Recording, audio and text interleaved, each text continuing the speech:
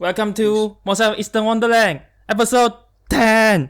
Yeah! Woo! 10th anniversary! Yeah! I love this fucking podcast so much. I hate my own introductions. Like, I don't know how to make it Have interesting. some confidence, you fuckwit. Have a voice. Have some I don't know what to say. charisma power. I don't know what to say in I each don't know, of the insult the introductions. fucking audience because for some reason they thought this is a pretty fun podcast. No, just kidding. I do insult the audience. I want insult. I will not insult the audience like you. Like you always, pretty much always insult the audience. Yeah, because the in the audience intro. sucks. No, just kidding. I'm sorry. The audience is fine. The audience does nothing bad. Because as we all know, I am in debt to the audience. The audience is in debt to me. I am a slave to the audience. The audience is a slave to my brand. That's a symbiotic relationship. No, it's no, just kidding. I don't know what the hell that is. It's capitalism. Yeah, it might be capitalist. It's, I guess. All right. Yeah, sure. All right. What do we two capitalists wish to talk about today, my good friend? We're doing talk about total capitalism. Yeah, that's a capitalism. It's Miko Miko Suika. So which has nothing to basically, do with capitalism. yes, it's capitalism Toho. No, it's not. It's all about fucking money. When you're a shrine maiden, you gotta get donations and shit. So you gotta work for the people, and they vote with their dollars. But the big problem is there's another bigger shrine who has all the money, who has all the people. So in the grand scheme of things, even if you vote with your fucking dollars, nothing is gonna happen because everyone at the top has money, and if you go away from paying them, who gives a shit? That is Toho capitalism in general. Are you just spouting out bullshit? Yes, I'm sorry. I don't know. Come on, you could talk about capital. Come on, people just can't critique talk about the donation things. I think about two things. First, how did Reimu able to buy food to survive when she never gets donation? And second, it's called socialism. It's called social welfare. That's how she lives. No, I'm sorry. Let's not make this a.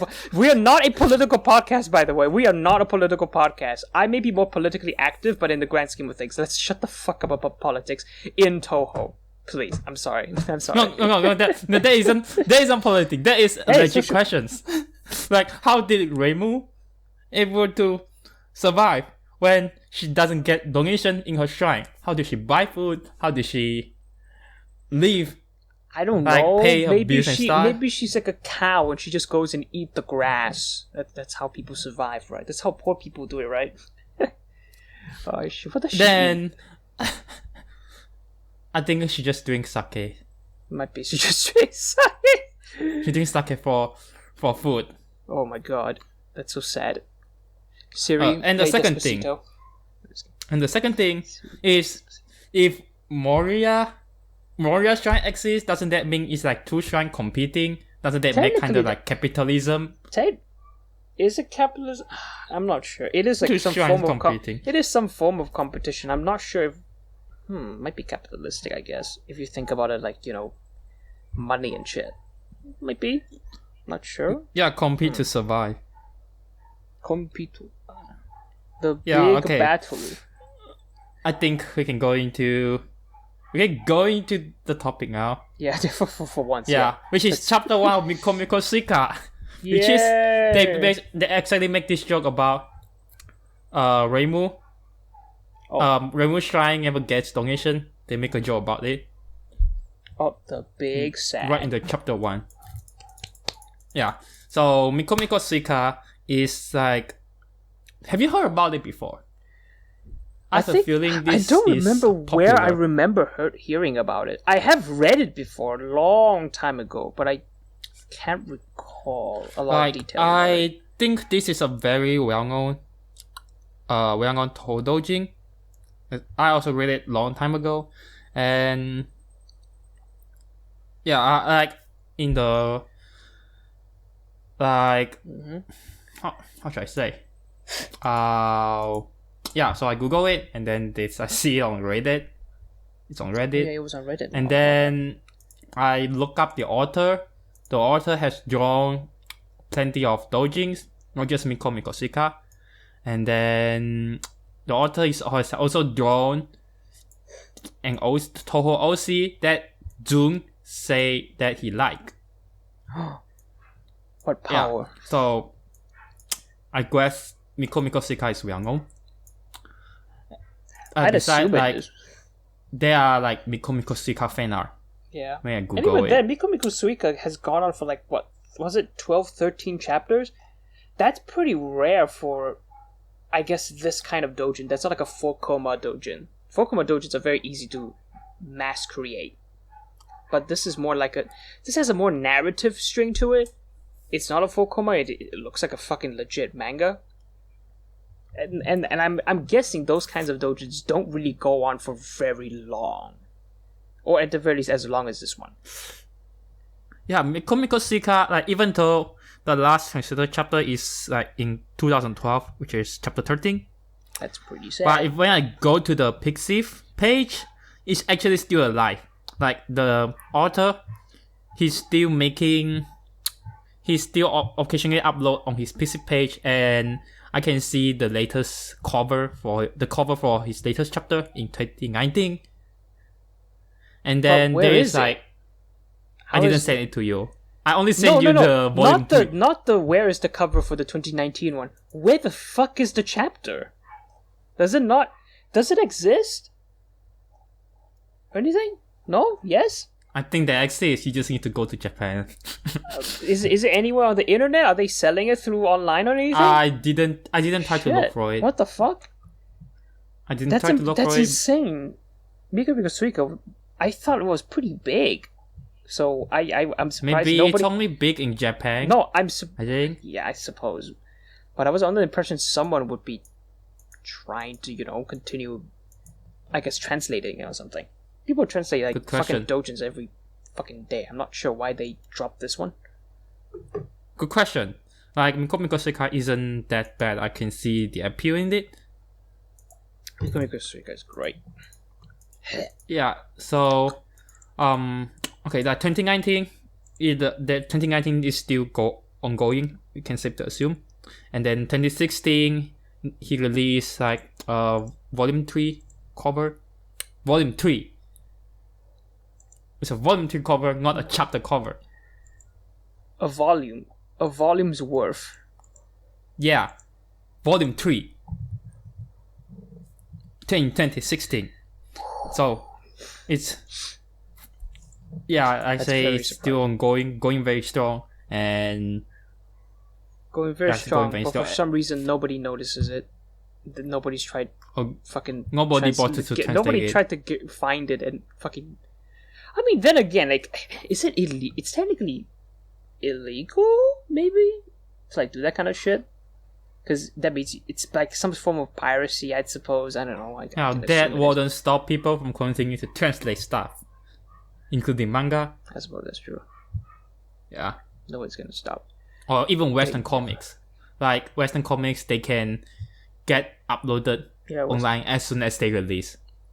It's more of a like it's more of a if you can't get it, fuck it, let's just go pirate it or some shit. Piracy is basically a sort of a huge backdoor around availability of stuff like in your country and stuff. Yeah. Yeah, something like I suppose. One supposes. Alright. I think we can get into the doujins, top chapters.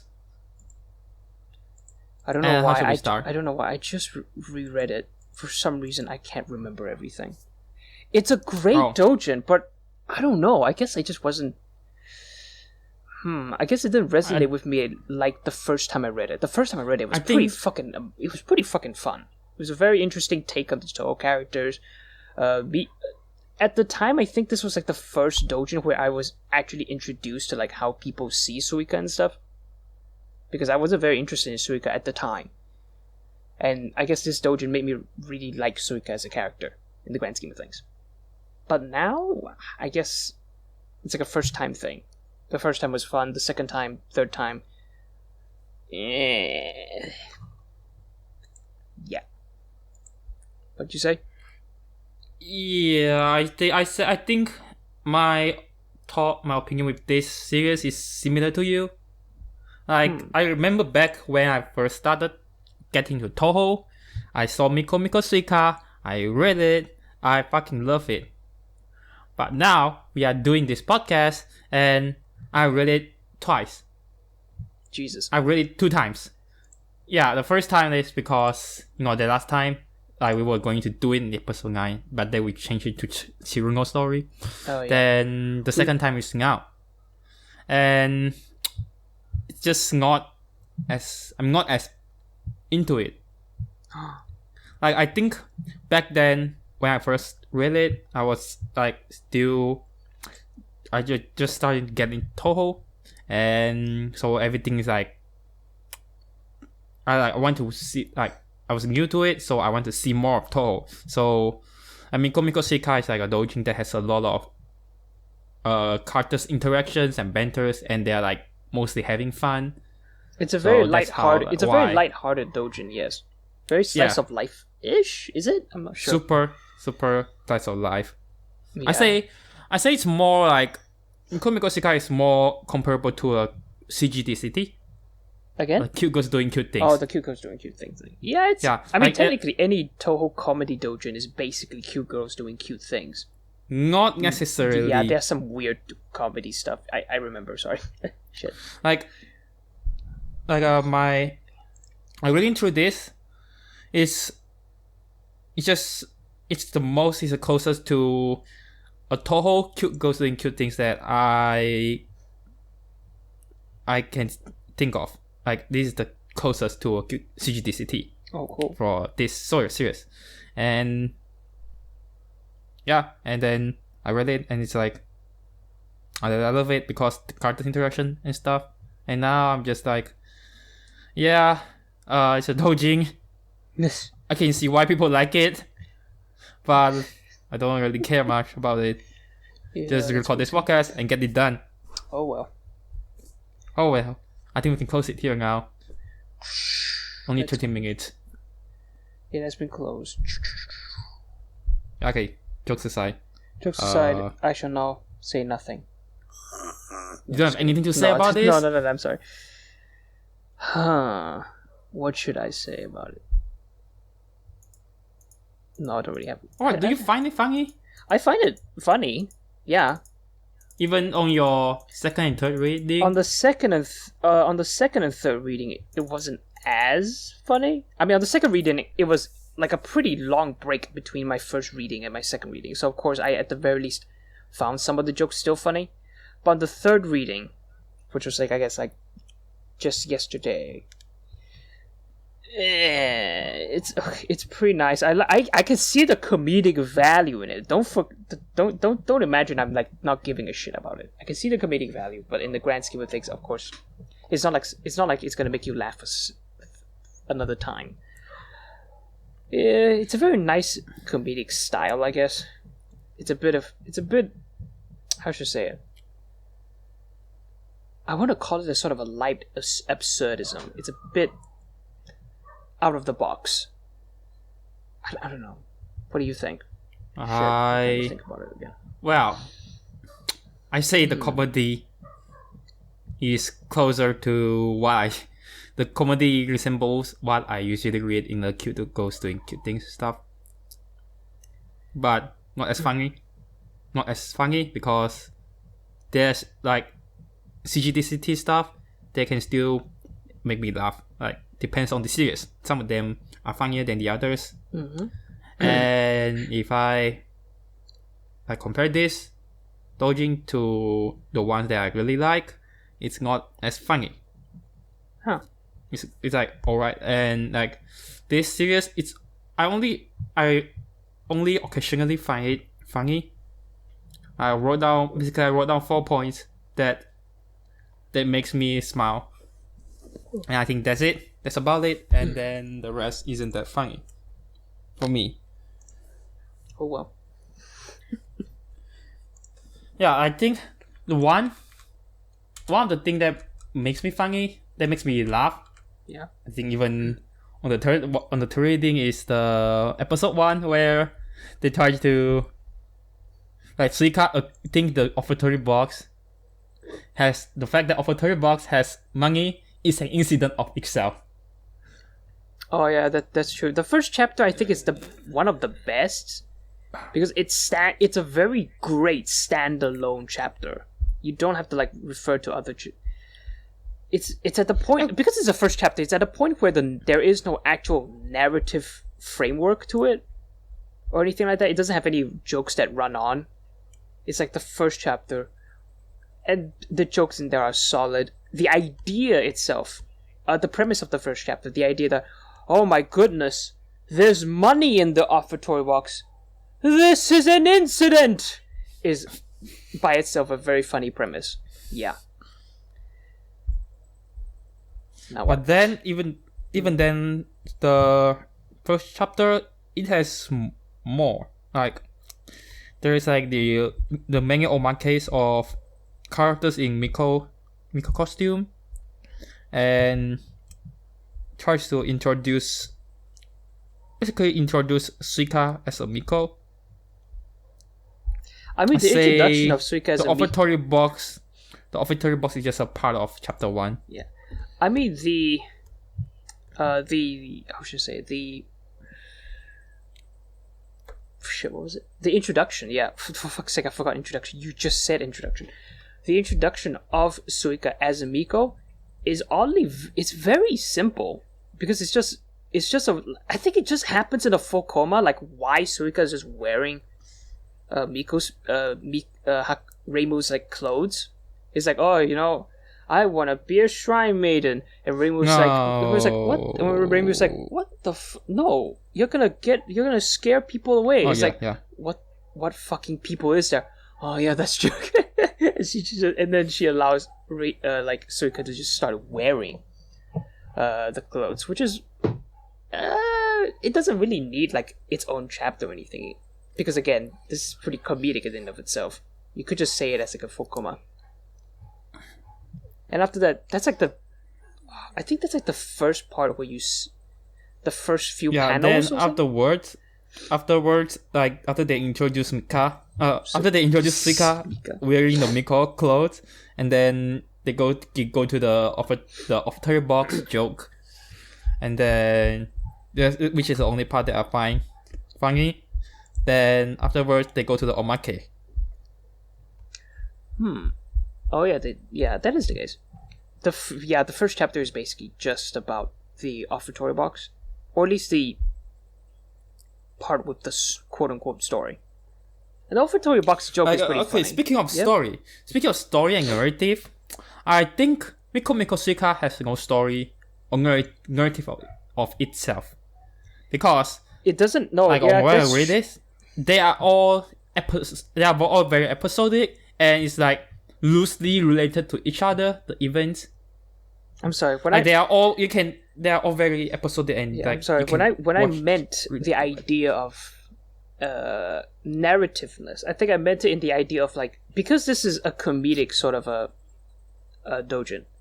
I was thinking of it in terms of like how jokes run on in different chapters and stuff, like how they continue. Like the idea of Reimu continuously losing her fucking house and having to live somewhere else. Oh, that's a running gag. That's of the series. Running gag. Yeah, sorry. I think that's a better term, not just some sort of whatever joke narrative shit. The running gag. Albeit the running gag is a very big part of the story, because it literally is how they change. I guess it's how they move around the setting, in a sense. Yeah, it's an excuse to move the episode, like move the premise from one place to another. Yeah, from one location to another as well. The first time the Reimu's trying to get their story is in chapter 2, and then the author can use this as an excuse to draw a story about the Murin Shrine. Moria Shrine, not the Murin Temple. No. Yeah, sorry, Moria Shrine. And the author used this as an excuse to draw a story about Moria Shrine by saying like, yeah, Reimu is homeless now, so Reimu will move to Moria Shrine to live there. But it's not really about Reimu or Suika. It's more about Moria Shrine. And by the way, that is one of my favorite chapters. Chapter 2 and 6. It's my favorite. Yeah, the Moria Shrine is Miko Miko Suika. the Moria Shrine is a pretty it's a pretty nice, cute little addition. Because again, I suppose it should be said, I do love the Moria Shrine. So their inclusion here is pretty fun. They're pretty bubbly. For some reason, they have like a fucking band, I guess, which is pretty cute. Oh, do you remember that? Yeah, that's in chapter 13. I thought it came out a lot earlier. earlier. No, it came out a lot earlier. Holy shit. They perform in chapter 13, and I think they tease it. I thought they performed a lot earlier. What the fuck? They performed like in my head. I remember them performing twice or some shit. No, okay. So in chapter 10, they tease it through a poster, and that's it. And then in chapter 13, they perform. Gosh, that's not possible. I remember it a lot. Never mind. Your memory deceive you. How dare! Don't trust your memories. Memories are a liar. Good growl. All right, chapter 3. For chapter 3, even though chapter 3 is like my favorite chapters, I don't know why. I cannot explain why I like the chapter so much, because it's very much a cliche, let's say. It's very much a cliche, and despite that, and even though I read it like already 3 times, I was like, hey, I still like this a lot. I suppose. I mean, if you have, I would assume it's like one of your more favorite chapters, I guess. Is it? No. Yes. Yeah. Alongside chapter 6. Alongside chapter 6. Sorry, 3 and 6. Yeah. So chapter 3 is like, it's like Reimu and Suika, they moved to the Moria Shrine. Yeah, Moria Shrine, and then Sangai she felt left out. So because Reimu and Suika, they basically take her roles or some shit.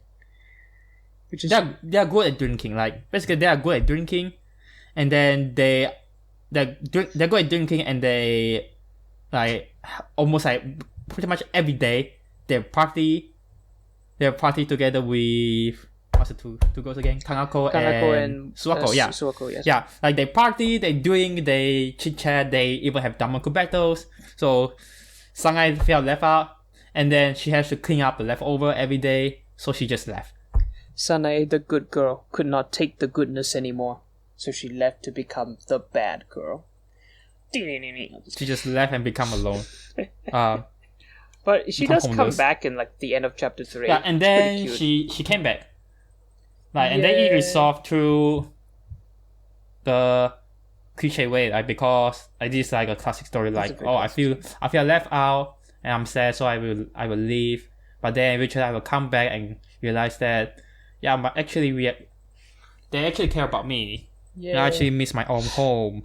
Some story like that, but I don't know, it just grabbed me. I suppose. I just like it. It's cute, yeah. I like it. I think it's because I think it's because I bias toward Moria Shrine. We all. I'm only here for Kanako. So what are you trying to say? Screw the big tits. What the fuck you say? I'm gonna beat you up. I'm gonna quit the fucking podcast because I thought you better, bitch. Runs away. Just kidding. Oh, screw you. Hey. Alright, like, what the fuck was chapter we talk about chapter 3. Let's go back to chapter 2. Oh my goodness. Oh, well, let's go back. Yeah, do you realize we skip a chapter? Oh baby, oh no. Chapter 2 has the running gag with the offertory box again. But just at the beginning, the idea that Suika was like, there's no need to donate to the shrine, and suddenly the incident was no more. There is no more money in the offertory box.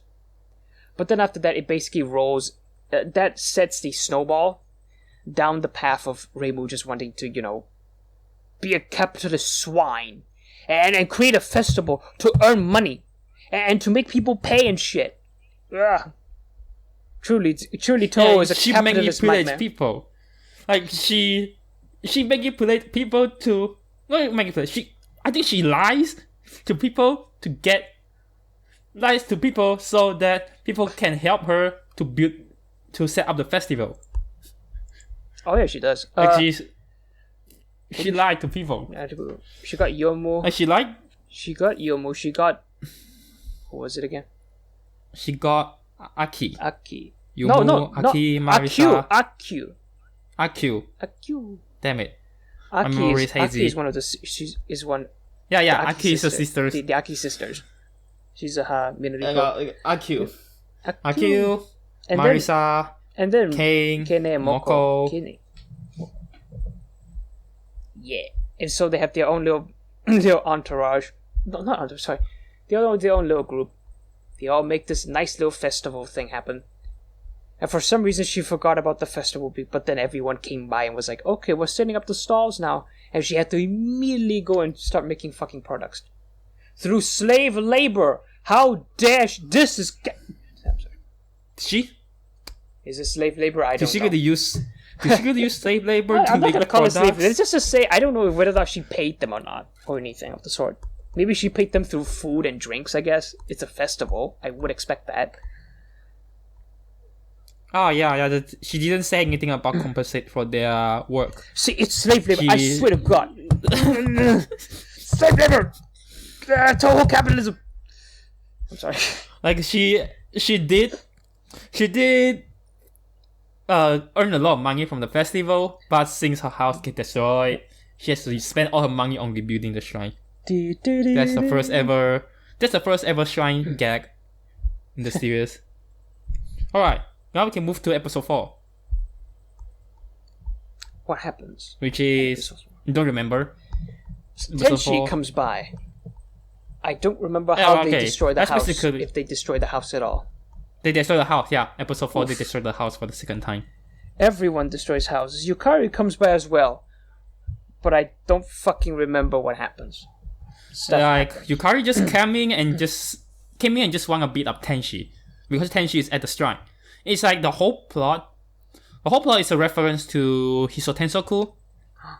Because in that game, Yukari hates Tenshi. Like she doesn't like Tenshi for like if you know, like in the game Scarlet Red Rhapsody. Damn it, I got it wrong.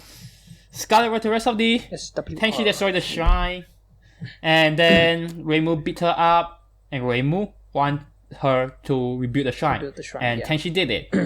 But Yukari don't like it because Tenshi has inserted her own pillar into the shrine, and Yukari wanted to get removed. So she beat up Tenshi, and she destroyed the shrine again, and then she doesn't like Tenshi forever because of what she did to the shrine. Oh, no. And this whole plot is a reference to that. Even though Yukari just straight up. Even though at the end, Tenshi. if I recall correctly, Yukari destroys the shrine with a train. Herself, yes.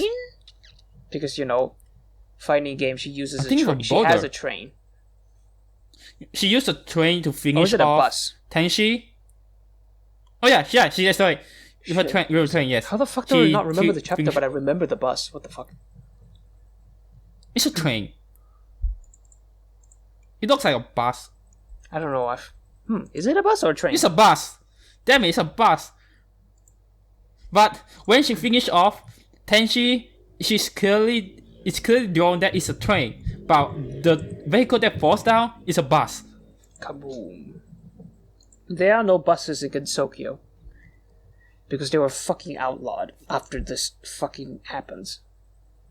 That's why there are no buses in Gensokyo. What this about is some trains? Deep fucking canon shit. And what about trains? Are trains We don't talk about trains here. legal? We don't Damn it. talk about trains here. I think chapter 4 is the first time that the series has fight scenes. Because Yukari and Tenshi fight each other. That's true. Chapter 4, yeah. Yeah. Was it good? I don't recall being No. too impressed about it. Yeah, neither do I. Like, it's just very, very standard. It's not like super standard shit. Yeah, I suppose it's Like- pretty standard. Really nothing to talk about it. I mean, I just go through it. The end. I mean, I do recall a bit of it. It's not the most. It's pretty okay in the grand scheme of things. There is the argument that it could be better. There could be a lot more to it. Maybe better angles, better framing, better angles, better paneling. That's that kind of stuff. But I'm not a comic artist. I'm not a manga artist. So it's a bit hard for me to say like exactly what's wrong with it, how to improve it, blah blah blah. I say it's because the author draw it like bare minimums. I feel like it's very bare minimums actions. That's it. It's not trying to go. It's not trying to go beyond that. It's not trying to Like, use it's all not- those flashy angles. That cinematography. Ooh. As long as it conveys what it's supposed to convey, I guess he just called it a day. Most likely. Yeah, something like that. Like you just convey like this. This is the punch, and this is the slash, and that's it. Yep. Here's some damaku. Pew pew pew pew pew. Here's some And then, dodging. but interestingly, he draw the train finisher. He drawing in a comedic way. Like when you finish off when you carry finish off tension, the train, like it's drawn like in a comedic way. That is something more memorable. There's a lot of dogs the rest outside. What is the fuck? like- Jesus. The dog is scattering at your house. Oh no. They're here for me. I'm sorry. I have to go. I'm not going anywhere. I'm fine. Okay, chapter 4 is where one of the jokes get me. What joke got me? Got you. What joke Like got one of the few jokes. me? Wow. Suika. Yeah, they're fighting. The Tenshi and Yukari they are fighting, and Reimu wants Suika to protect her shine. And Suika just have the idea that she will become big and stand in front of the shine. And then Reimu is happy, like, okay, that's a great idea. But then Suika says, hey, but it won't be good when I fall down. When I fall down, I will destroy the shine. And Reimu's like, oh shit, don't do it. And then they just draw it. And they draw the whole things out, and like, you find it funny. Yeah, I suppose. Yeah, that's it. I don't That's have it, anything more to chapter say. I mean, the story itself doesn't really allow for fucking deep commentary, I guess. I don't know. Yeah, it's like the slice of life, absolutely slice of life, and they're having fun, and it's like comedies. Which in the grand scheme of things doesn't really allow for like that deep. There's really nothing. Yeah, nothing deep. Nothing deep to meaningful analyze. say. Nothing deep for us like smooth brain motherfuckers to actually talk about. Because I guess our brains are too stupid to understand the grand awesomeness that is slice of life. Oh, screw that. Like I love slice of life. Like I like slice of life the genre. And but I just it's slice of life is very broad. Yeah, but I like specific subgenre of it, and I'm fine with cute girls doing cute things. I get entertained by it, but they usually are not that deep. Yeah, damn it. Oh well. Oh well, let's move to chapter 5. What the fuck happens in chapter 5? The shrine gets It's a destroyed. chapter 5. That's what we know in chapter 4. What happens next? Chapter 5 is just they wanted to rebuild. They want to rebuild the shrine, so Suika goes and find Yugi to help her. Yeah. And then they find out that the Moria Shrine has invited Yugi to become their Shrine Maiden. Oh no, we have another And then- Shrine Maiden. Oh Yes. Jesus God. And then Kangako is like saying, "Oh, you cannot use Yugi. If you want to use Yugi, you need to fight me." Damn. And then they fight and they won. And then it's like they build a shrine. In the end, yeah, they build a shrine in the end, and the shrine looks different. Oh, because I guess. Oh yeah, that's also a running gag. Every time Reimu's shrine is remade, there's a point where for some reason it just looks fucking different, and she gets mad at the fact that it looks a bit different. Is it? If I remember correctly, there are times when the shrine is created every time differently. Every time they destroy it looks different. Damn. Yeah, for this one it has 2 giant cannons on top of the rooftop. On top of the roof. Oh, it was that chapter? I thought it was a later chapter. Jesus. Yeah, actually, at the end of chapter 5, like, yeah, Reimu is surprised, like, what the fuck? There's a giant cannons on my rooftop. What the hell were the cannons used for again? What? Just to like? It's electric cannons. They are electric cannons. They shoot stuff, but I guess by the looks of it, it can't really laser aim. Beams. It can't really aim down or anything. I don't know. That's a joke. Like that's a joke in chapter 7. It's basically fucking useless. Jesus. Okay, chapter 6 is. I'm gonna move on to chapter 6. Like the fight, like the cannon joke is in chapter 7. So in chapter 6, it's another one of my favorite because it's a 4 comma in the second half. Mainly because the second half of 4 comma is I find it the most consistently funny. First half is like Suika and Yugi, they have a talk, and the second half is like the first, I think say it's the first day of Suika as a Miko, and we get to see how she decided to become a Miko, and then she decided to do it, and then we see her first day as a Miko, and it's presented through a 4 comma, and I say it's the one that's it's like consistently make me feel like it's consistently funny. It's a very wholesome thing. Makes you so happy. Wow, I wouldn't say wholesome. I say it's how dare. Like a 4 comma. What a 4 comma do is doing what a 4 comma usually do. Like they have a punchline at the end, and it's like they always build up joke. Ooh. Yeah. So that's chapter 6.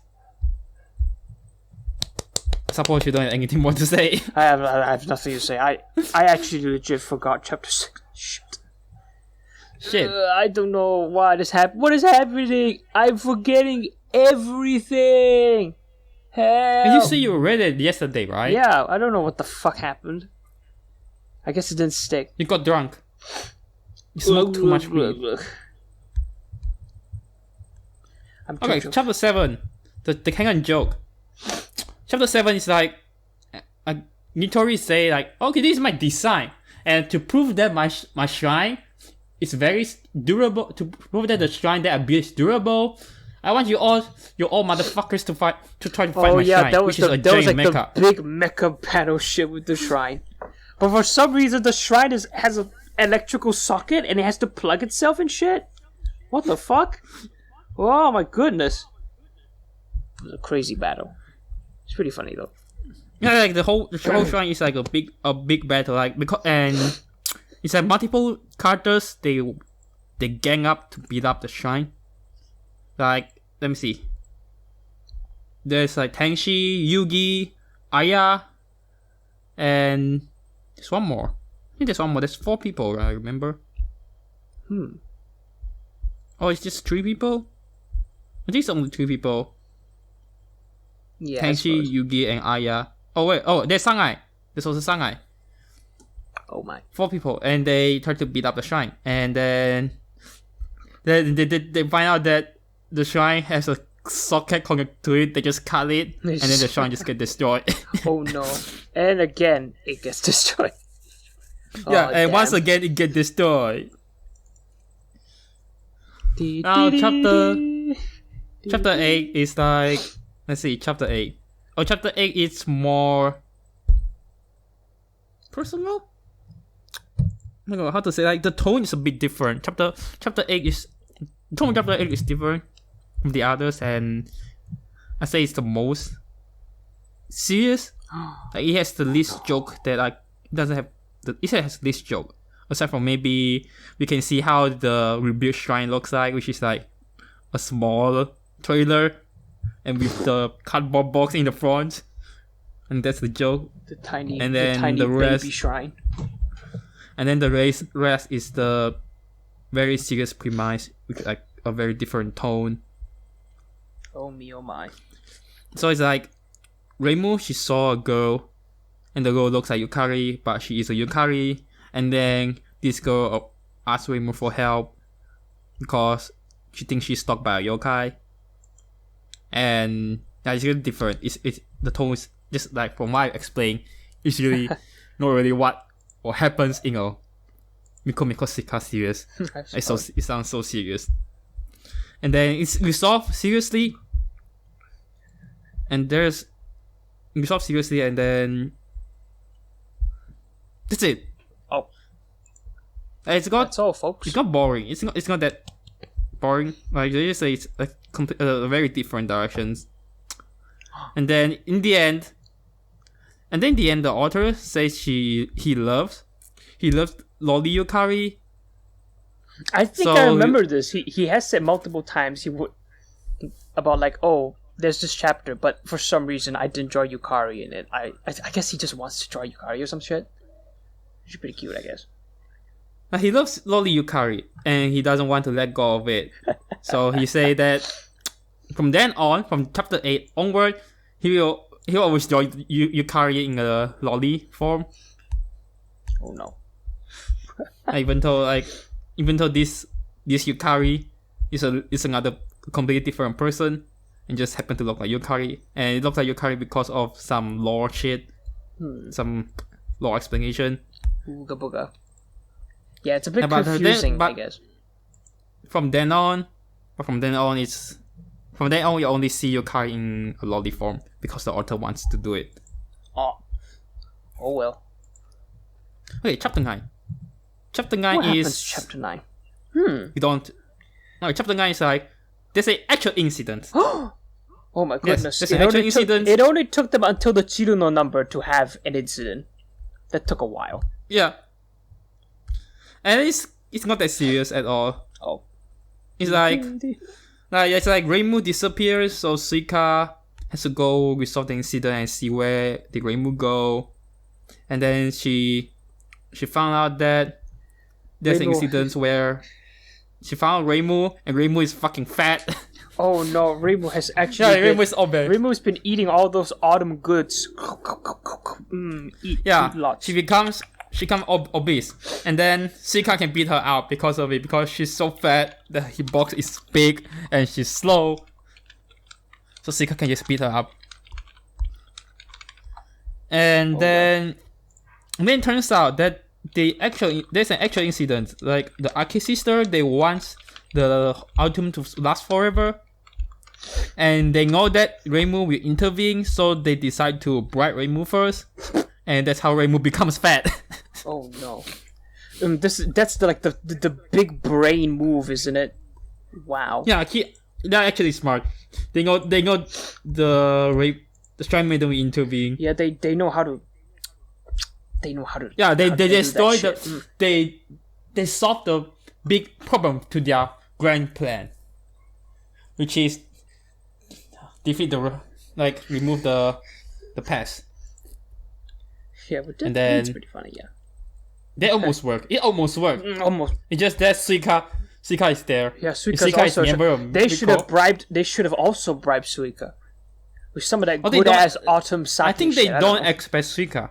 They don't expect Suika. Yeah, they didn't expect Suika, but they should have, if they wanted their plan to work. I think they also tried. They also tried to bribe Suika, and then Suika just rejected. Oh.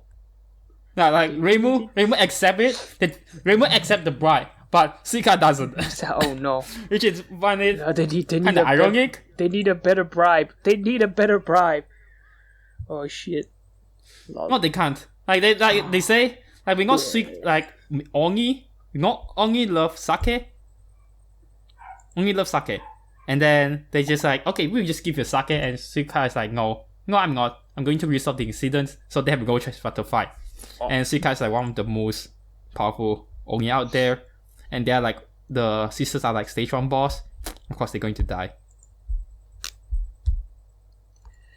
Yeah, that's chapter 9. Yeah, I suppose it's pretty funny. Then, the idea of a stage 1 character making an incident. That's pretty interesting. I think the only one who actually can, if I recall correctly, based on like what Zun said, is Letty. Letty can do it. It's a sort of an incident. Whether or not it's a big incident or just like a small incident, it's hard to say. Snow, winter Letty stuff, is strong. I remember Jun say Letty is strong enough to cause an incident if she wanted to. I think the problem, of course, is understanding like the extent of what is considered an incident. Like it's like some sort of pretty long snowing. I get like a long winter. Is that an incident? Like a sort of a prolonged winter. Letty might be the isn't that PCB? That is PCB, but can Letty go to that same extent as what happens in PCB? Hard to say. We don't really have that much, news about it. We don't know much about Letty herself. Letty, unfortunately. Which is pretty sad. Right, okay, well, we can move to chapter 10. Chapter 10. Chapter 10 is the least memorable chapter for me. I don't remember what happens. I'm gonna ask what the fuck chapter 10 is. You don't remember any chapters at all, do you? I don't remember any chapters. Yes. Chapter 10 is... Oh no. Okay, it's New Year's Eve.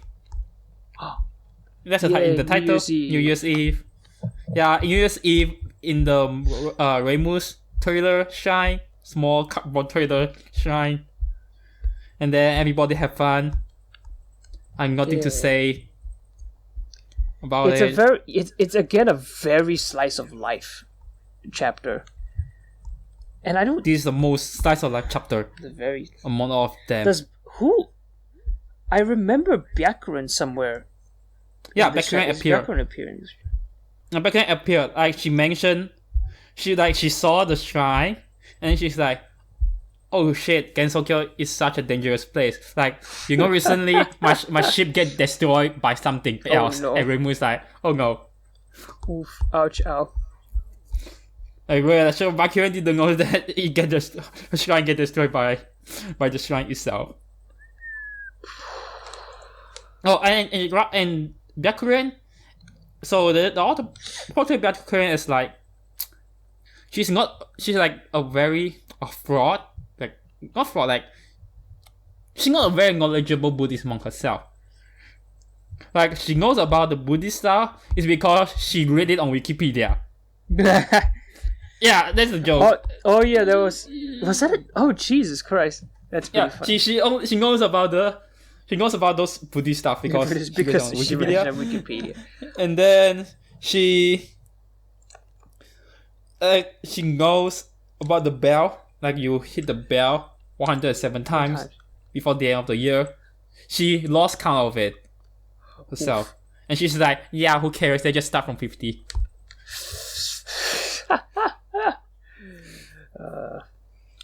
Alright, now let's go to chapter 11. I think if I recall, go back. Is chapter 10 the one with the most characters? Because it's New Year's Eve, and they are celebrating New Year's Eve. So I guess like everyone is starring in this nice little New Year's Eve chapter. Which is pretty cute, I guess. I suppose everyone will appear. It ends with a spread page of everyone sitting inside the shrine. Wow, look at all those people. Alright, now what? Chapter 11. Chapter 11. I think chapter 11, chapter 11 is not very funny, but the premise itself is funny. What is the premise, if you can recall? Reimu gets a wig. WIG. For herself. Oh, and then somehow that wig is control cursed. Reimu. The Yeah, wig is it's I think cursed. the wig was cursed or some shit. I don't know Yeah, the where wig the is fuck cursed. that came from, but Jesus. And the wig is cursed, and then it controls Reimu herself. But then again, Rainbow with the wig looks pretty good, right? It's like a long hair wig, which is different from her short hair, her short ponytail sort of hair in It the depends. doujin. It depends, like Reimu, like mainly, I don't know, I forgot in the official art, like, but we make, like, Reimu's interpretation can be different, like, sometimes she's short hair, sometimes she's long hair. But in the doujin itself, it's usually just Short hair. and the wig is Yeah. the very different part. Short Yeah, like- hair, long yeah. hair, long hair, short hair, And, long hair. What? Nothing. yeah, so the main joke is the premise itself, like, just the wig. And how it can change Reimu's personality and turns Reimu evil, and then they have to remove it. Didn't it actually make her like really, really charismatic or something? Like in the beginning when she first puts on the because hair? like they started like it started like Reimu have a long hair, and then like they realized, oh wait, why is Reimu personality changed? Like suddenly she is not so rude, like she's so graceful. She's graceful. She's so better. Wow, she's like an graceful actual and shrine polite. maiden. Yeah, and Oh my diligent goodness. and stuff. And then they say like, oh no, oh my, like Reimu is a nice person now. But then Yukari says, no, this isn't Reimu at all. I suspect. And this is when it's the point that the hair starts to go insane and start to really control Reimu to become like a fucking ghost hag Yeah, to witch. become ghost hag witch. She becomes the incident. Oh no. Yeah, she becomes the incident Blam, itself, blam. basically. And they fight. And then Yukari and Suika try to remove the hair. Whose hair was it? Was it just a wig? I thought they got it from somewhere. Okay, it's Byakuren's hair, apparently. Why the fuck is Byakuren's hair the evil hair? What the fuck? Oh my god. Is this what No happens idea. when you go to Makai for that long? Your hair just becomes evil if someone else puts it on? Jesus Christ, that's pretty fucked up, isn't it? Oh my god. I think the fact that the hair can make someone evil is to imply that Byakure is actually evil herself. I think. I'm not really sure about. I don't know. Maybe, who knows? Jesus. That's some And pretty then- fucked up shit right there. Okay, we have 2 more chapters. I do chapter Oh, chapters. Jesus Christ! Ah. Help Chapter me. 12. Chapter 12 is like. Chapter 12 is in the summer, and then it's hot, so Reimu asks Yutori to make a fan. And then Was it the Yutori one with just- the humongous fucking fan? Yes, the fan super is just powerful supposed to be normal. It's normal, and it gets more and more insane, and it becomes a fucking flying plane. Because Nitori just wants it to be Kappa Tech, man. Gotta get things bigger and better. Yeah, because she's a scientist, she has to invent stuff. Yeah, in the end, it becomes a giant flying plane. The whole shrine becomes a flying plane, and Sika is forced to destroy it again. Oh no. Even though the shrine is still in a cardboard trailer state, and then Yutori just turned it into a plane, and Sika just destroy it because it goes out of hand. Ouch. That's some pretty And sad chapter shit. 13. What happens in the newest chapter, which was released at, I don't know, 2011 to... When was it released? 2012. Shit, 2012. 2012. Wow, Wait, beforehand, how many festivals have there been? One, That was the first one. one, two. One, two. There's been 2 festivals. First time is chapter 2, second time in chapter 10. Wait, chapter 10 is a festival? I think chapter 10 is It's only New just like a Year's sort of a New personal Year's Eve. gathering or something. New Year's Eve gathering, but it's not a festival where people just come in and go, I think. Yeah, alright. Chapter 13 is a festival. It is where the Moria Shrine, they have a band. Oh. They perform on the stage. There's only like 2 pages. But it's mostly about the festival itself. and then they have a festival, and it ends with the Nitori joke. Like, ends with another house shit. shrine gather game. Like Nitori just make a giant robot.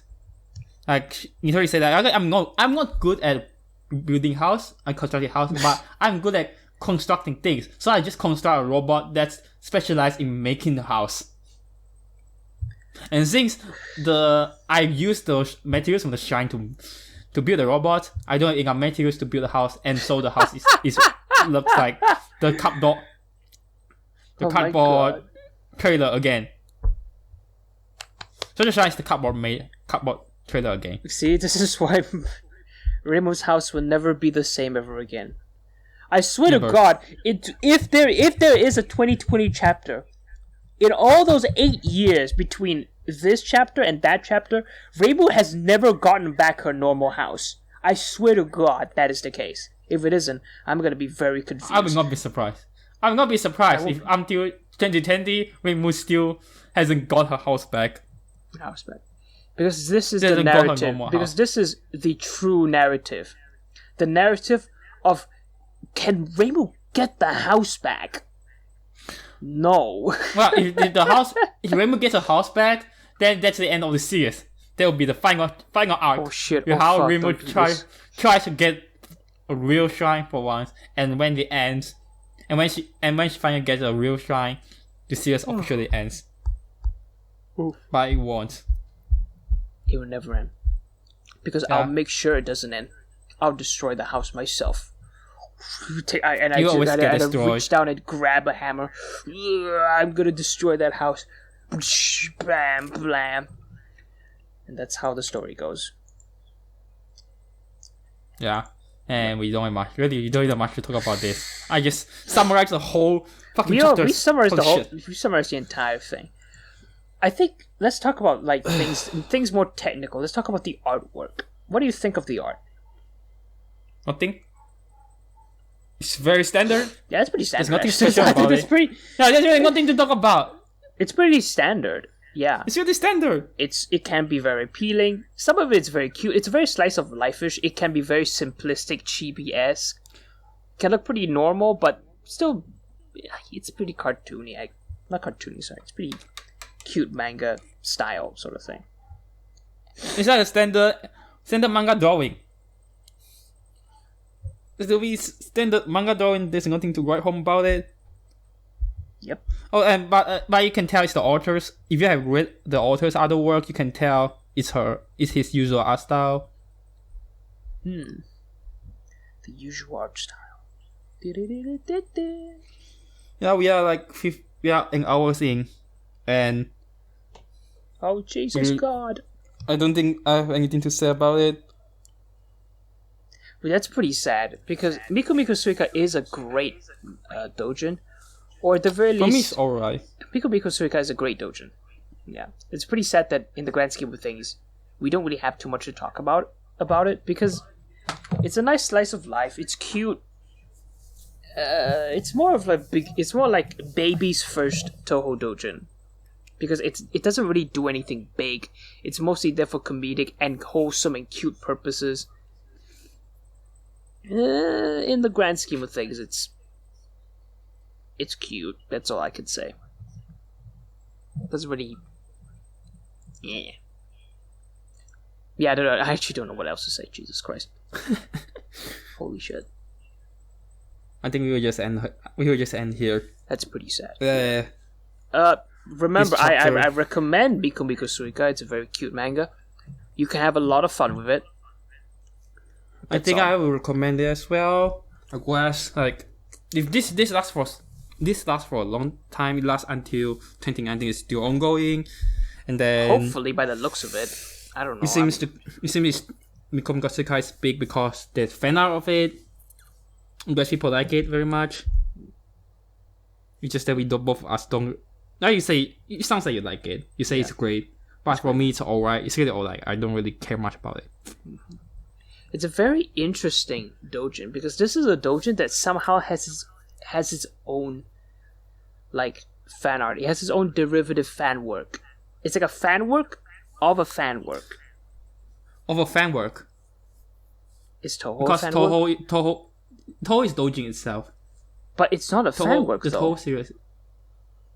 When I mean I'm sorry. When I mean fan work, I mean in terms of a doujin of a doujin of a doujin. or a doujin. Yeah, technically, most likely, fan art of a doujin might be better.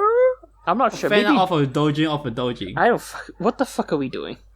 We're talking about terminology that I guess in the grand scheme of things we both don't fully understand. But in the grand scheme of things, this is a very interesting study on when a fan work becomes so big, the fandom makes its own fan work of that fan work. Very interesting meta stuff, I guess. I wonder if there's like research about this, like actual journal research, blah blah blah, that kind of stuff. When a fan work, But there's like a big rabbit hole to delve into. I don't know. It's a very interesting rabbit hole. It really, I mean, because I'm very interested in the idea of fandom culture. Even though a lot of people will joke about things like, all fandoms are toxic as shit. And I'm just here going, why? How did it get there? Is it true? How much of the toxicity is the majority? How much is the minority? That kind of stuff. It's a very interesting idea. And the idea of like when fan works become big enough to have their own fucking fan work, that's also a very interesting thing to look into. Come on. What if the fan work is so big that it has its own fan work, and it's spawning another fan work, and it's spawning another fan work, and it's spawning another fan work? I'm not really sure that can even happen though, because most of the time these kinds of fan works would at the very least reference the original. You see, if you try to point two mirrors at each other, you can look into the infinity. But we're not really pointing two mirrors at each other, are we? That's a bit of a false equivalence. I'm trying to set up a joke. I was trying to talk about it pretty seriously, Jesus. I don't know, I guess. But what you say...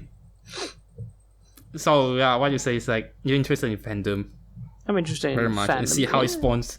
I'm interested in... I guess I'm more of a guy who likes to think about culture and stuff. So fandom culture is a very interesting thing to talk about.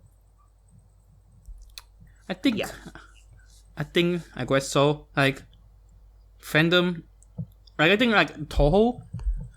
I got into Toho because I find its fandom very interesting. Yeah. Like, Toho is just like this small doujin series, and then but for some reason it has big, and people just...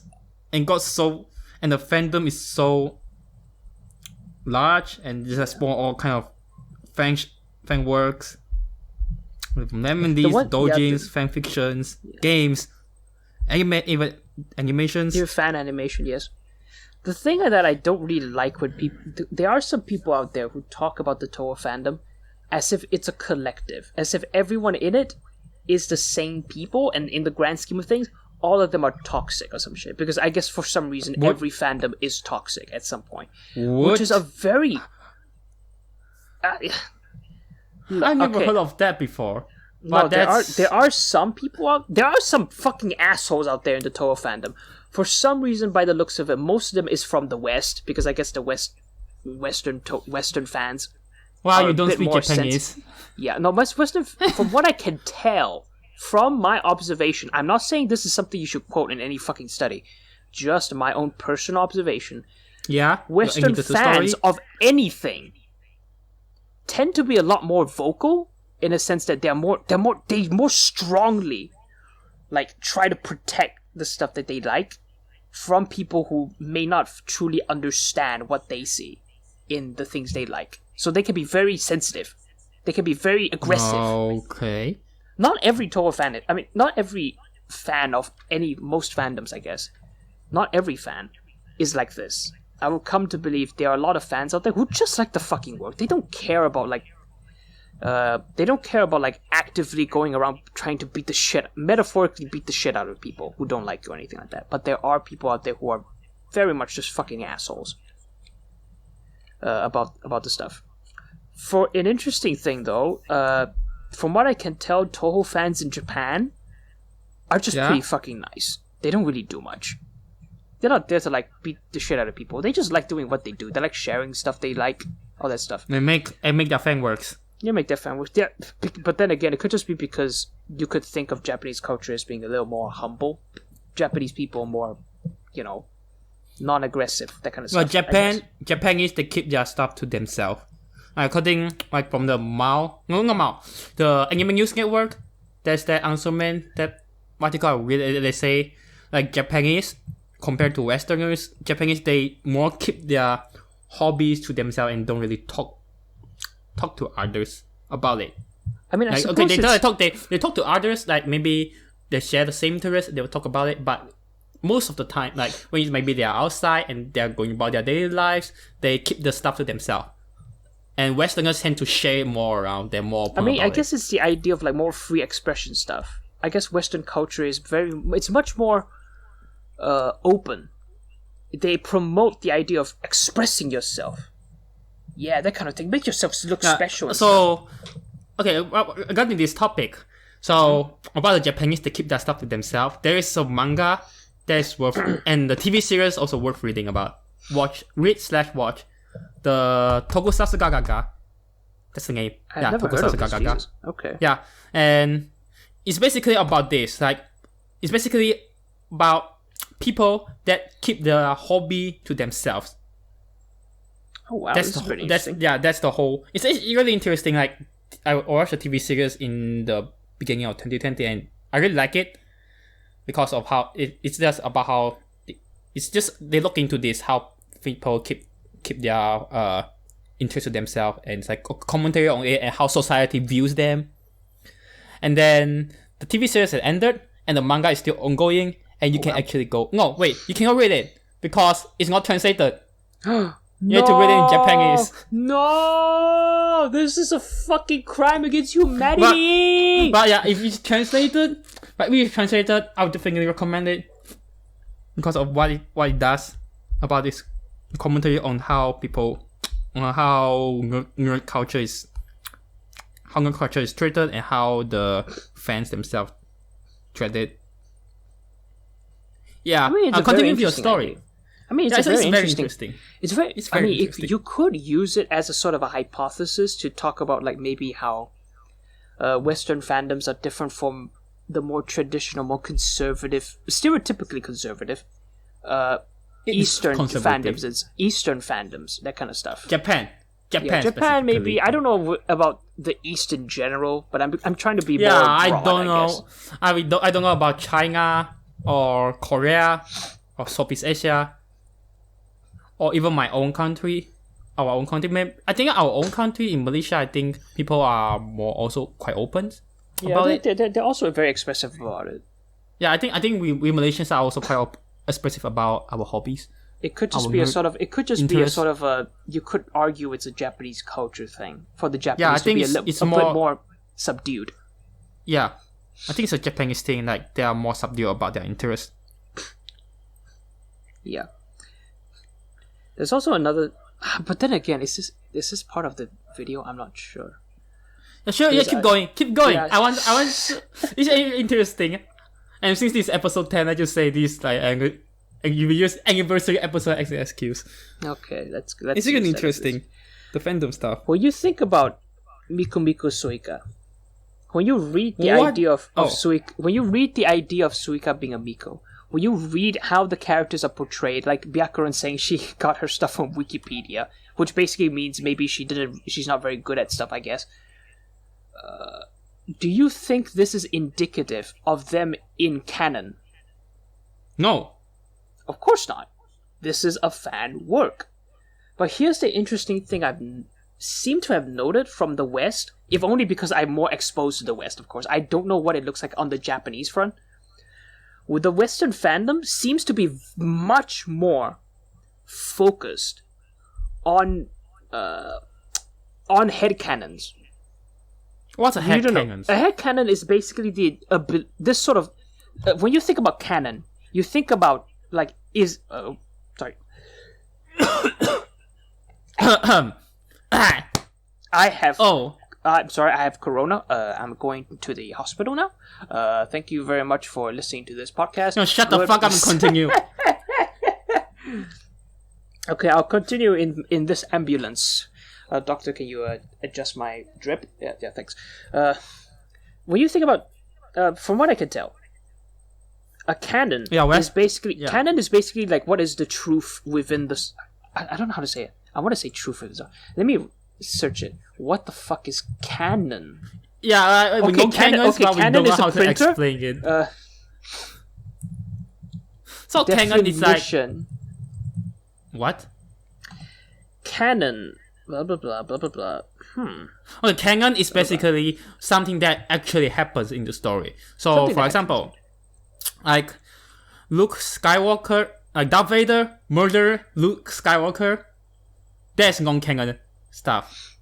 The canon thing we know is Darth Vader has cut off Luke Skywalker's hand. Yeah, something like that. that. And then eventually Luke Skywalker defeated Darth Vader, and then like they just say Star Wars 1 to 6.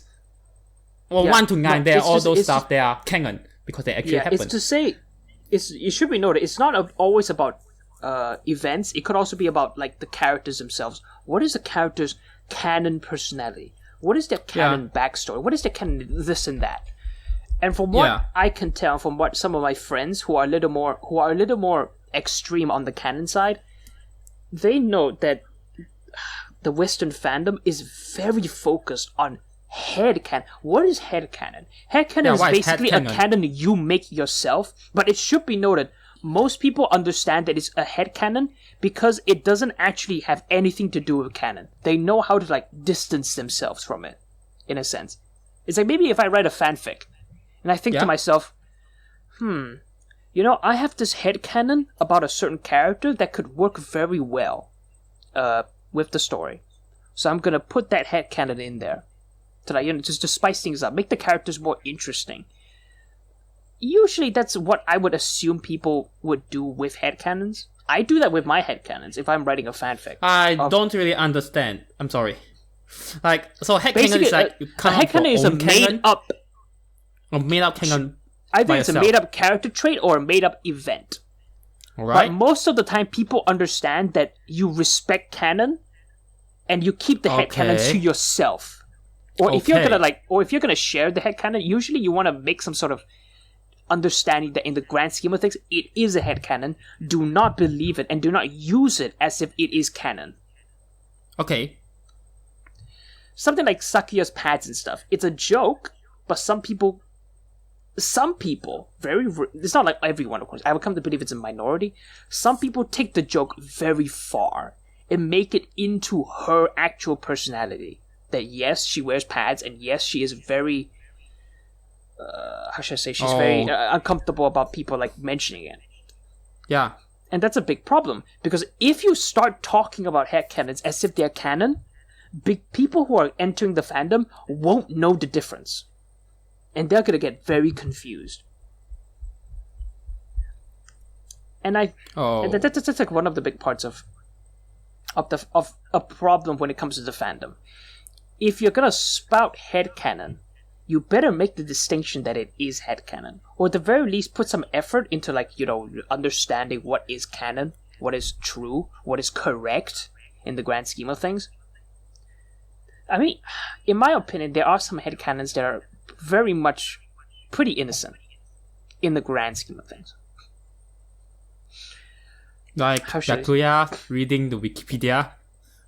No, Byakuya reading the Wikipedia, I think, is only a joke. I am not interested in putting it as a headcanon.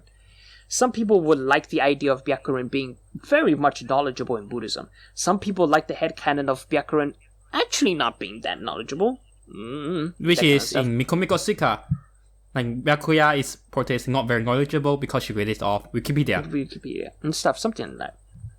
There are some headcanons that you could assume are so simple and so in character, I guess, so trivial, basically, that it's basically fine. But again, there's still the idea that, you have to say it is a headcanon. Like, maybe imagine Mystia owns, if I recall correctly, Mystia does own a stand. to like sell Stall. food and stuff. Stalls, not a stand. She's not a JoJo character. She owns a stall. And Yeah. the stall sells the lampreys and That's stuff. canon. Maybe if you were writing a fanfic about it, you could write some sort of headcanon you have about how she operates the stand. For one thing, Stall. we don't... this motherfucker. How she operates the stall. For one thing, I don't think we actually know how the stall 100% works. We know of what she sells. We know what she We sells. know what she sells. We know maybe, I think if I can recall correctly, she gives people like night blindness with her singing, and then they come and they eat the lamprey, and for some reason maybe there's a myth that if you eat lamprey, it will cure you of your night blindness or something like that. That could... So we know that. We only know that, but we don't know what goes into the cooking. What does she put on the lamprey? Does she put anything? What? How does she work? How much money does she earn? What does she use the money for? What does she do this and that in the grand scheme of things? In that case, we could make a lot of educated assumptions, and then write a fanfic or draw a fan art based on those educated assumptions. Because in the grand scheme of things, it's so harmless that nothing really happens. Nothing bad happens, basically, if someone follows that headcanon as if it were canon. Because it doesn't really change the character in general, or anything like that. Is that kind of headcanon, yeah. There are other, as I've said before, there's like the Sakia Pad headcanon, which is a very... It's a joke. It is supposed to be a joke, but the moment someone believes it is canon, that's where their idea of the character, that's where the character itself changes, like, immensely. Which is very dangerous, because you lose sight of the canon nature of the character, and you start misrepresenting the character, and people who are interested in canon are gonna get very, very mad at you if you do not understand the distinction between a canon and a headcanon. Of course, it should be noted there are some... Oh, okay, for me, I can separate. Okay, I can able to discern canon and headcanons from my experience, because like if the information is in any fan work at all, usually I will take it with a grain of salt, unless I'm reading an official work written by Jun himself. Then I will take it as canon. That's usually the idea of what is canon. Yeah. If it is not from Zun, it is not canon. I'll take it with a grain of salt. Yeah. You take stuff with a grain of salt. Yeah. If it's not from Jun himself. Like, personally, you can have fun with your headcanons. But if you're gonna talk about things in a very serious matter that basically means you need to look into canon stuff, that's where you pull out. That's where you pull out. Okay, that's where you pull out from headcanon, and you have to focus more on canon stuff. You don't misrepresent, please. That's basically me. I sound like I'm gatekeeping, but in the grand scheme of things, it is much healthier for the fandom if people at the very least are educated enough to understand what is a canon and what is headcanon and what should not mix. That kind of stuff. Well, yeah, speaking of gatekeeping, I don't think gatekeeping is that bad. Like, we need some level of gatekeeping, I believe, for fandoms. Like, we need some level of gatekeeping. Like, if there's too lot of gatekeeping, anyone will just be able to get inside, and then it will increase the toxicity. I mean, think about it like 4chan. 4chan has no fucking rules. You are anonymous. You can do anything you want. So people there say shit all day. We need rules. If you have freedom of expression, I would come to believe there's a need to, at the very least, also have rules imposed on freedom of expression, so that people don't go talking actual dangerous stuff. I mean, this is a fandom, of course, so in the grand scheme of things, people don't really talk dangerous stuff in general. But at the very least, if you want the fandom to be healthy, to be at least scrubbed clean of most of its toxicity, that's where you need to have rules about how you talk about certain things, how you express certain things, how to understand what is and it isn't a headcanon. How do I understand what is and isn't canon? That kind of stuff. It should be noted, however, that people who understand... It's like a spectrum.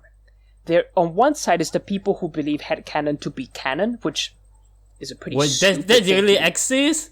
You really believe headcanon to be canon? You think this Or kind of people? Or at the very least people who have heard headcanons but were never told it is a headcanon, and so they believe it is just a canon. They're basically misguided. They're misguided, basically. They were not told actual fucking good information. On the other spectrum are the people who are so into canon, they basically hate the entire fandom, or at least like the fandom that talks about headcanons the most, because in their heads, canon is to be very much respected. You do not go against canon.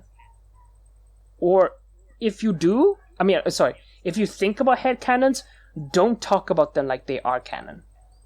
Or anything like that. And they will really question a lot of things the fandom does when it comes to how they portray certain characters.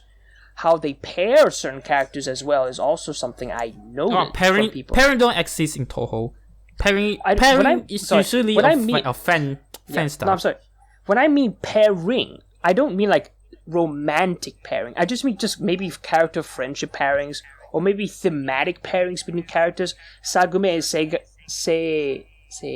Seija usually are paired together because in the grand scheme of things, people believe like, oh, they're both Amano Jaku. They must both be together in some fan art because, they're thematically the same, in a sense. But some people may, of course, question that. Like, hey, they don't interact in canon. Nothing happens between them in canon. Why are you putting them there together? I mean, it's personal problems, I'd assume, but in the grand scheme of things, I would come to believe both sides of the coin can be obnoxious in their own ways. One side is directly misinforming, the other side is a bit elitist.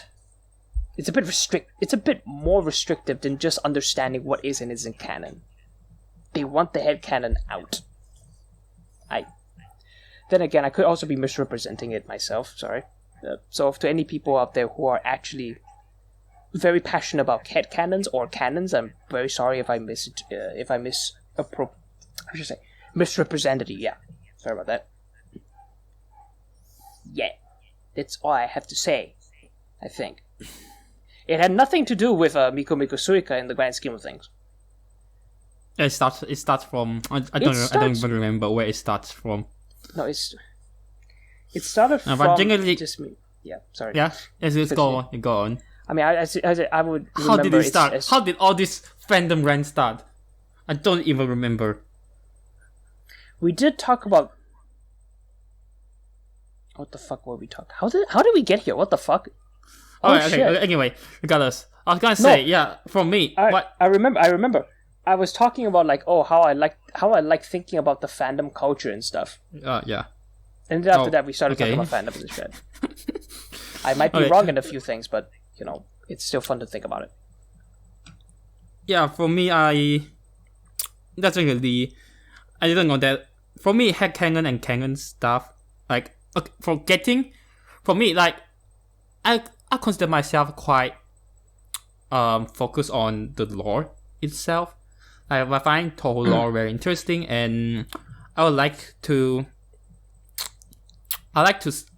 like when people I like the dojing.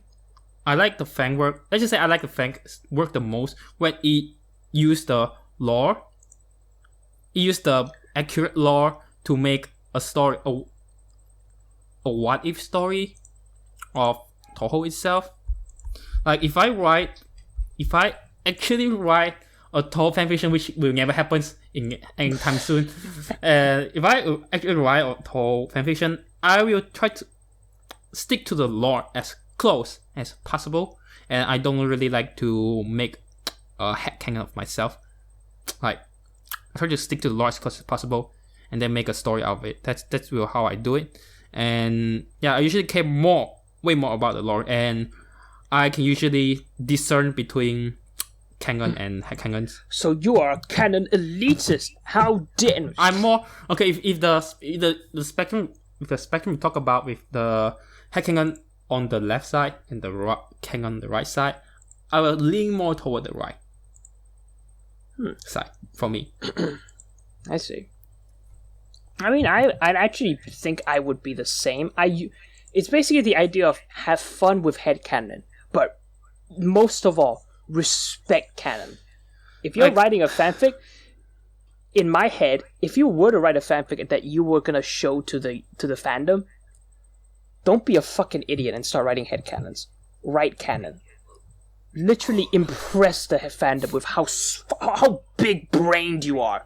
Your big smooth brain. Look at this amazing canon writing. It's so good, it might as well be canon. That kind of shit. That's how you write a good fanfic. You go the big smart route. That kind of stuff. Yeah. You gotta be a Chad when you write. Yeah. That kind of stuff. I'm of course being a bit of a joke in the grand scheme of things. Oh, there's something I want to say, but I forgot about it. Yeah. Alright. Anyway, speaking of fandoms, then I don't know how I should talk about this. It's another completely different topics. Should we continue at all? I'm not... Good questions! I have no idea. But this is another thing. When I was reading through Miko Miko Suika for the third time, I was thinking I was looking back at my time as a Toho fan, and let's just say it's really not. I'm really not as big in Toho anymore. I would have noticed. Yeah. Yeah, like how are you still very big into Toho?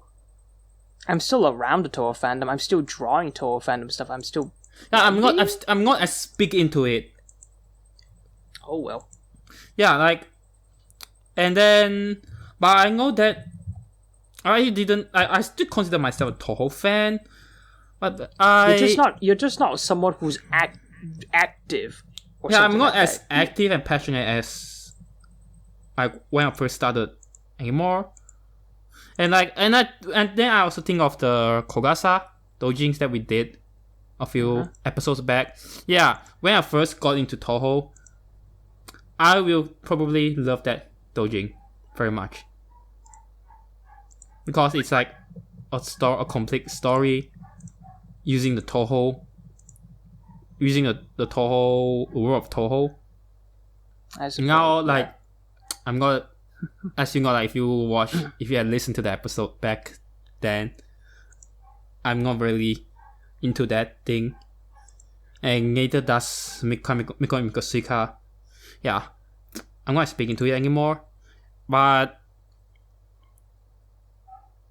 I think there are still some Toho stuff that I actually still really like. Like, I still really fascinated with Toho fandom, because like there's so.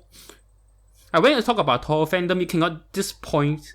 Okay, not just Toho fandom. When you point to Toho itself, you have to be. I say it had to be specific, because say I'm a fan of Toho, but what specifically am I into?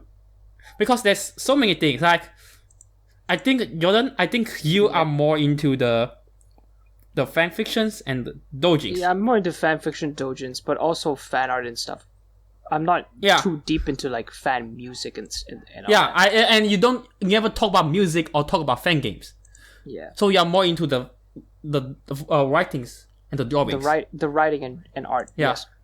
Yeah. But some then, and then Toho is so fucking large. Like, there's so many things. There's musics and the fan games and the MMDs and maybe some the internet videos, like the animations and stuff. Like, there's always a lot of stuff, and that's what fascinated me about Toho until now. And I currently in the state where I know I know there's something that's grabbing me. That's still grabbing me very strongly in Toho. Back then it used to be the lore, but now it's not that anymore, and I don't know what is it that is grabbing me very strong. And I know there's it, but I still cannot pinpoint it exactly. Huh. I'm at this point, and then there's also one thing I want to discuss with you in this recording. Yeah. It's about we've been doing dojings, and I was thinking about how can we diversify it, like expand it, like, because Toho fan world is so big. There's more than just dojing. Yeah, that's true. Yeah. How do we... Jesus. Because there are certain things that are a bit difficult to talk about for like a fucking hour. We're not going to talk about music. We're just not knowledgeable enough to do it. Yeah, and even then, I would come to believe if we did talk about music, we would have to talk about like not just like singular music, of course. We have to talk about an entire album. Yeah, an entire album. Like, do you listen to albums? No, I don't listen to albums. Oh. I'm very selective about my music. So I listen to albums. So even if I find an artist that I really like, I will not listen to their albums because I'm under the impression that there are certain songs in there I would not give any less of a shit about. So I just select. I look around. If I hear this, does it sound good? No. Do I not like it? Okay, fuck that shit. I'm just gonna look here, look there. I don't stick to genres. I don't stick to artists. I move around. Which just basically means I don't have a very specific taste, basically. Yeah. Continue. Well, even if I want to talk about music, I just cannot because I don't have the knowledge to do it. I mean, I suppose we both don't really have the knowledge to do it. We could talk about, why does it sound so good? Or what is the theme of the lyrics or the sounds? Yeah, the music kind of stories and themes in there. It's the thing that's possible. What? That's very surface level. So, But that's very surface level stuff. So, no. I think if you can... Is it? No, I mean in terms of like, in terms of real technical. I mean in terms of real technical stuff, like real technical, like music. Yeah, that is a surface level. If you can get technical about it, that is not surface level anymore. Yeah. Is it? No, I mean like in terms of how the song is constructed, that kind of technical. When I talk about like themes of the lyrics and stuff, I'm not really thinking of it in terms of like technicality. I'm thinking of it in terms of, how should I say it? Just sing along. Sing along. Nah. Okay. Yeah. No. Every time we do a podcast about this kind of about a song, we have to sing along in the first few minutes, and then after that we'll go. Yeah. Welcome to Mosaics. No. Welcome to like. Yeah. We need to have music of OP and ED from now on. Oh my God. We have our own. No. Every new song is basically a new opening. What? You must be kidding me. Yeah, no, we gotta kill us. No, we're not gonna do that. Jesus Christ. Maybe we should. And then you have an insert song for every episode. Like, I cast to star. I cast to series. Okay, anyway. So, music. I want to say that I don't believe that you don't have a specific taste in music. It's another topic. Let me tell you one thing. I'm not really a fan of rock or metal. That's all I can tell. It all sounds like noise to me. Yeah, then you suck. You suck. You are how should I say? You are inferior. You are subhuman because I listen to metals and rocks. Seriously, that's really what I listen to. Yeah, I go. Anyway. I don't know. No, let's just say I listen to metal and rocks.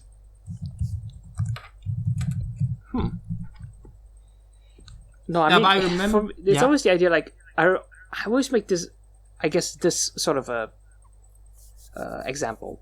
Everyone likes to talk about like the guitar riff when it comes to. I love guitar riffs. I love guitar riffs. I love rock and metal, and I'm just sitting here listening to it, and I'm thinking to myself, have I heard this guitar riff like 1,000 fucking times? Why is it so boring?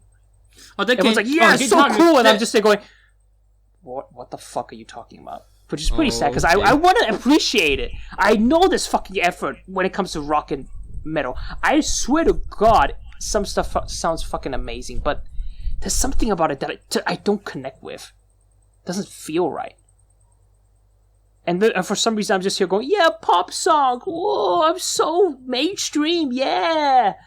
I'm just sitting here thinking to myself, what the fuck is wrong with me? Pop song.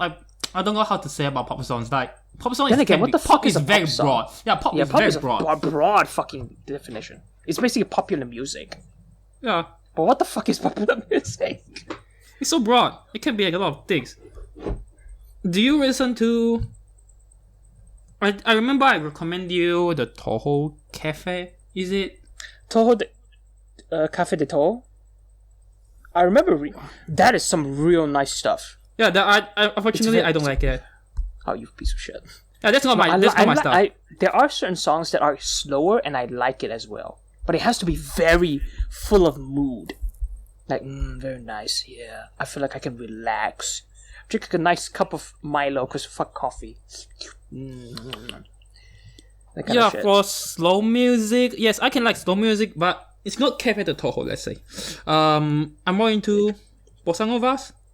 There's Toho bossa nova, and then there's that hip hop Toho. Hip hop. I forgot who made it again. Huh. I just say Toho Let's bossa find nova by Shibanya Record. That's something I listen to, and then there's that Toho hip hop there's only one circle that do Toho hip hop. I forgot the name. Oh shit. Fortunately, yeah. But but I don't listen to all hip hop, but certain kind of hip hops I listen to them, and that whatever that circle is, that's the kind they do. Yeah. And then Nice. No, I think next time yeah. we must talk about a fanfic. Yeah. Yes, I told you we should do fanfic before. Do you even want to fucking read? No, just kidding. What?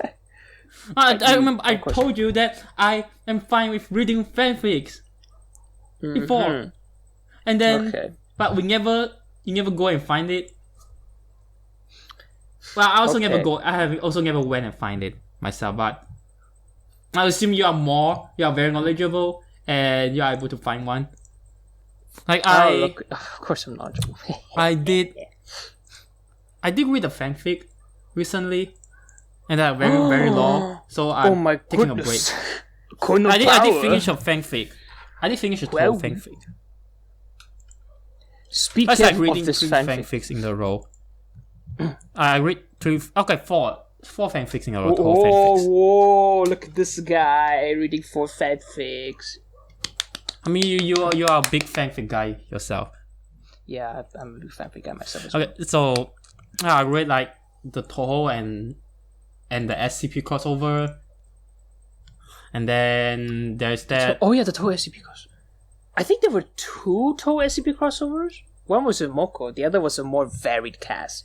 I think you were reading the. It's more. The one I read is more the varied one. Like it introduced Yukari at the first chapter, and then it's totally out of character. Yeah, that is totally out of character.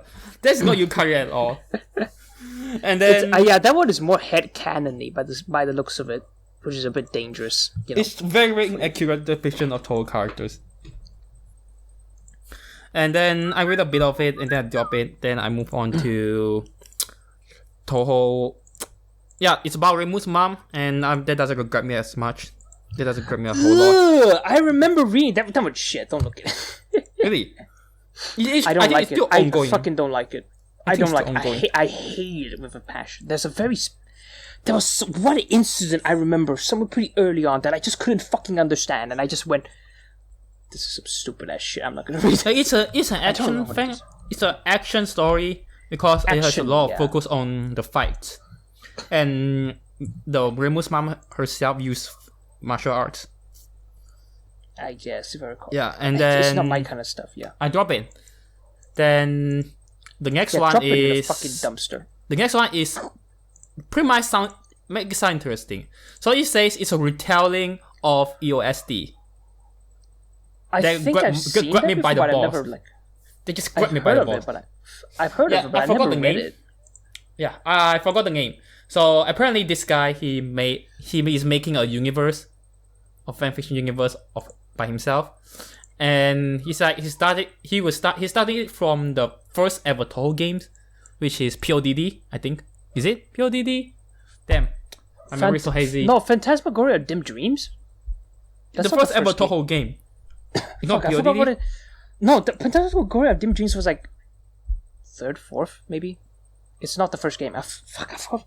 Oh, HRTP, high responsive to players. Ah, yeah, true. Yeah, the first one. Okay, so he's retelling. He's retelling the entire. It seems he's retelling the entire Toho story, and he started from HRTP, and now he reached EOSD, and it's still ongoing. It's still in EOSD arc. Very interesting. Yeah, the premise sounds very interesting, but then and then halfway through he made a crossover, Little Witch Academia and Toho crossover. So Little Witch Academia is basically canon. The characters are canon in his story now. And then what the fuck is he doing? Yeah, he's clearly making his own thing. And then I start right in the EOSD. I didn't read the previous ones or know how Little Witch Academia characters they got into Gensokyo. So I read the EOSD one, and then it's just, let's say it has less of a plot. It has less plot than the Reimu's mom fanfiction. Like it's even more action and even less plot, and it's even shorter and more. Yeah, it's more action and stuff. And then he's clearly a big fan of superhero stuff.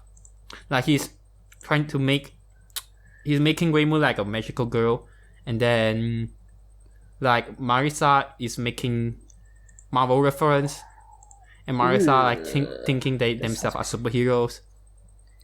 It's not my stuff. It's not my stuff, but I can see. But it's not my kind of things, but I can see how it goes. Yeah, I'm not very much into it, and it's still ongoing. It's still in EOSD arc. Interesting. Then the last one I read. That's one I actually read to completion, and I think it's actually really cool. Which one is it? The Koishi as a magical girl, the Dolphin Rider. Dolphin Rider Koishi! Yes! Yeah, oh my god, that is a great... I haven't read it in so long, Jesus. It's a great I finished it. Let's just say I like it because it's an actual, instead of saying it's a total fanfic, it's like I finished a series by itself. I completely I finished a manga. This is a kind of fanfic known as story. Yeah, it's a kind of fanfic story. Yeah. No, it's a kind of fanfic known as a it's known as a alternative universe sort of story, where basically, as it says, it's just an alt universe, but with characters from a series. It's called an AU. Basically, they shorten to AU, alternative universe. AU. I see. These kinds of stories do exist quite a bit, but usually I don't go for them because in the grand scheme of things, sometimes they write the characters to be super different. Well, but the characters Dolphin Rider Koichi is super different. The characters are super different from the characters. But I just treat Dolphin Rider Koichi as I'm reading a complete separate manga. But with characters, but with familiar characters, in the sense that you can imagine them in the story, but you of course can't imagine them with the same personality. You're just using the image of them. Yeah, I feel like they just like using the labels. Yeah, to better imagine the story, I'd say. I think it's making an original story, and he's just using the Toho labels. Yeah, in that sense. Like just the labelings, the names. The writer for that is very good, from what I can tell. Dolphin Rider Koishi is it's like a classic. Like it's very, it's a very anime. It's still very anime. It's a very anime. Yeah, it's magical girl. Magical girl, Sentai, Tokusatsu stuff, and yeah, it's very. And then like it's a very anime story, and then. But it does feel like it does feel a bit rushed at the end though, which is a bit sad. I don't know, in my opinion, it feels a bit rushed at the end. But it's still fun anyway. yeah, in speaking of rush, I think it ends kind of very fast. Like they prepare for the final battles, and then okay, wait. Before I talk about final battles, so watch with Dolphin Rider Komichi Koishi. So it's like Koishi herself.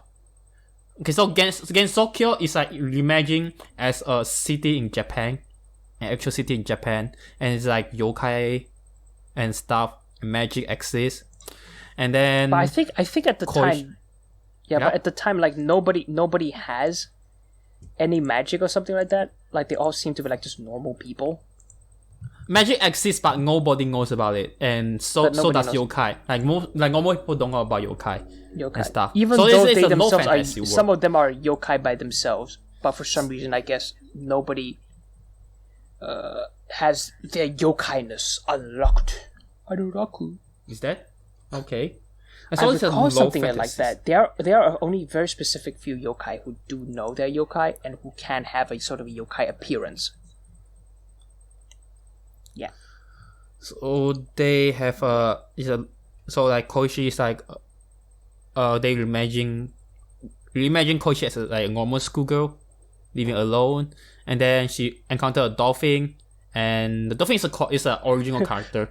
Dolphin powers. Yeah, and the Sango give her power and she becomes a magical girl. Yeah. That's basically the gist of it, and then she tries to find other magical girls. For and some then big in the destiny, end, big battle stuff. In the end, there's basically a Sentai squad, a Super Sentai squad of magical girls. And then, okay, for the final chapters, it's happening quite fast. Like it happens very quickly for some reason. Jesus. Because they build up for so long for the final chapters. Like everybody gathers up to finally finish it off. And then, instead of like having a progress, like they finally, like for the final battle, and the final battle slowly progress to a final boss. It feels like they skip right to the final boss, and then they have a long final fight with the final boss, and then it ends. I don't know. I don't think that counts as rush, but it does feel weird to really like they skip right to the final boss, instead of having a series of obstacles to reach the final boss by itself. For some reason, I'm still pretty happy with the ending of it, at least. Because the ending is like very fucking long. It's like Metal Gear Solid 4. Okay, I only play Metal Gear Solid 4. The epilogue, that's what I meant, the ending epilogue sort of thing. I didn't play the rest of Metal Gear games, but I played Metal Gear Solid 4, and the one thing that I remember is the epilogue is like 40 minutes long. And that's how I feel when I'm reading the epilogue in Dolphin Rider. It's really, really fucking long. They spend time trying to just see what happens in the end for everybody, and then it ends perfectly. Yeah, it's cool. It's some good ass fanfic. You got everyone listening to this podcast, go fucking read it. You will not be disappointed. At least I mean, I'm comfortably some people would be. I'm not sure, but it's a great. I won't say it's like super great. Like Jordan shows it. Like I finished it, but it's not like my favorite story ever. I think it's a very anime story that I've read, that I've finished. Anime. And like I think I finished it because it's my first fanfiction. Stuff like that. Yeah, but I still recommend it. It's actually really well written. It's not like the SCP one where it's full of grammatical mistake, or like the retelling of Toho games where it's full of reference, Marvel reference, and it's like the author doing his own stuff. The author is sucking his own cock, of like, oh yeah, look at all this stuff I'm putting in. Yeah, I'm so smart, sounds like right? insult. That sounds like insult. It is a fucking insult. When you're a fanfic writer, you don't go around sucking your own dick. You want to suck other people's dick to make them feel like you put it. What the hell? No, sorry, that was a stupid joke. What the hell? Okay. Anyway. But in the grand scheme of things, yes, the point still stands. Don't suck your own dick when you write a fanfic. Don't be so self-entitled thinking your story's fucking amazing. Don't do that, please. Jesus Christ. Be humble. Okay, Dolphin Riders. Yeah, Dolphin Riders, great. Go read Dolphin Riders. It's kind of long. About if we can go. It's a pretty long story, yeah. And then we can talk about fan fictions in the future. I'm fine with that. The future. Yeah. Wow. And you're more knowledgeable than me. And currently, I'm not reading fan fictions. I'm reading I'm reading real novels, like a real man. Oh. Yeah. Yep. Just look at this real man guy. There's still more. We can talk. I think we can talk about fan games in the future. Oh yeah, fan games. Labyrinth of Toho 2 is the best fan game. Changed my mind. I think I brought it up to you before, but I rejected it myself. Fuck. I basically brought it out and then I buried it myself because I'm too.